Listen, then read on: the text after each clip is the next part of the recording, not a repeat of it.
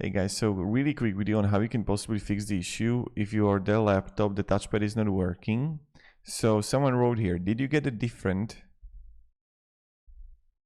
charging brick that's not from the Dell? It might sound crazy, but I've had Dell X like this when on a different power supply, but not when using the official Dell charger. Try see if it still has the issue on the battery power and install an older version of the driver from the Dell website. Also, and what you can try to do, try opening and cleaning the plate on the touchpad. I'm pretty sure there is a way to revert Windows update.